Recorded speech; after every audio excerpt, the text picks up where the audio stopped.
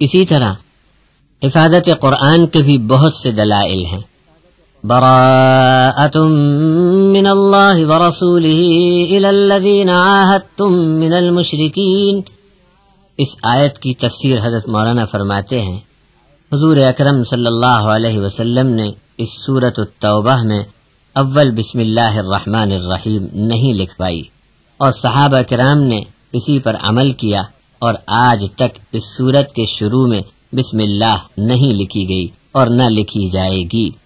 یہ حفاظت قرآن کی ایک اور روشن دلیل ہے کہ اللہ نے جو کچھ اور جتنا کلام نازل فرمایا اسے جوں کا توں دنیا کے لیے محفوظ رکھا گیا.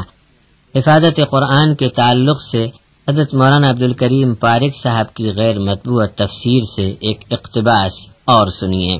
قرآن مجید کی حفاظت کا یہ ایک اور اعجاز ہے کہ نمازوں میں پڑھا جاتا اور حفظ کے علاوہ لکھا جاتا رہے گا، اور خوب سے خوب ایک سے ایک نقش و نگار، اہتمام، عزت، عظمت، سجاوٹ، ادب و احترام کے ساتھ ہوتا رہے گا.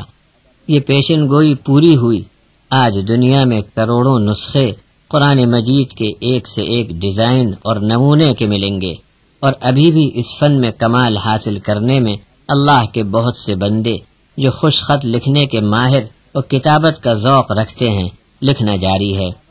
دستاویزی جھلی چمڑے سے آگے اب کاغذ کا دور ہے، پھر سنہری اوراق، اور کہیں سونے کے پانی سے اور کہیں سونے کے ڈھلے ہوئے حروف سے لکھا گیا ہے. قرآن مجید کی عظمت الحمدللہ عالم میں اپنا ایک خاص مقام رکھتی ہے. قرآن کی حفاظت کا اہتمام تو اللہ رب العزت نے شروع سے اس طرح کیا ہے. سورۃ الشعراء کی آیت 192، 93، 94 میں ہے وَإِنَّهُ لَتَنزِيلُ رَبِّ الْعَالَمِينَ نَزَلَ بِهِ الرُّوحُ الْأَمِينُ عَلَى قَلْبِكَ لِتَكُونَ مِنَ الْمُنذِرِينَ.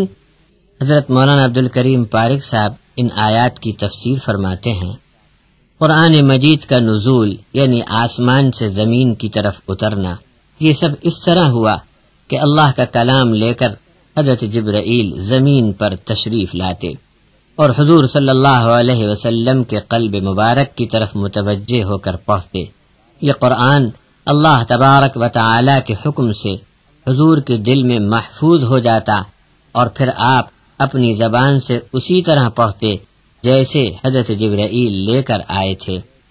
اسی صورت کی آگے والی آیات ہیں وَمَا تَنَزَّلَتْ بِهِ الشَّيَاطِينُ وَمَا يَنبَغِي لَهُمْ وَمَا يَسْتَطِيعُونَ إِنَّهُمْ عَنِ السَّمْعِ لَمَعْزُولُونَ. یہاں حفاظت کے متعلق مولانا عبدالکریم پارک صاحب لکھتے ہیں حفاظت کے کڑے غیبی انتظامات کے ساتھ فرشتوں کا لشکر سخت چوکی پہرے سے لیس ہو کر اترتا. قرآن مجید کی آیات لے کر آسمان سے زمین تک کا راستہ بجلی سے بھی زیادہ تیز رفتاری سے حضرت جبرائیل کی قیادت میں طے کیا جاتا، اور اس طرح قلب محمد صلی اللہ علیہ وسلم پر قرآن نازل کر دیا گیا. اس پوری کارروائی میں کسی بھی شیطان کا خلل یا دخل ممکن ہی نہیں رہا. کبھی کسی شیطان نے چوری چھپے سننے کی ذرا بھی کوشش کی تو سخت انگاروں کی مار سے اسے جلا کر بھسم کر دیا گیا. قرآن کریم کا محافظ، قاری، جامع و مفسر اللہ رب العزت ہے. سورۃ القیامہ کی آیات ہیں لا تحرک به لسانک لتعجل به ان علینا جمعه وقرآنہ فإذا قرأناه فاتبع قرآنہ ثم ان علینا بیانہ. یہاں صاحب تفسیر فرماتے ہیں اوروں کو زبانی رٹ لینے سے یاد ہوتا ہے.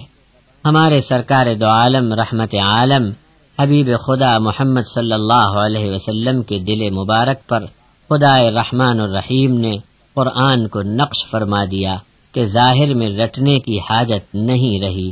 سید الانبیاء خاتم المرسلین جناب رسول اللہ صلی اللہ علیہ وسلم کے دل میں قرآن کا جمع کر دینا، زبان سے پڑھا دینا اور پھر بیان کرا دینا، اللہ تبارک و تعالی نے سب اپنے ذمے لے لیا. یہ ایک بڑا معجزہ ہے.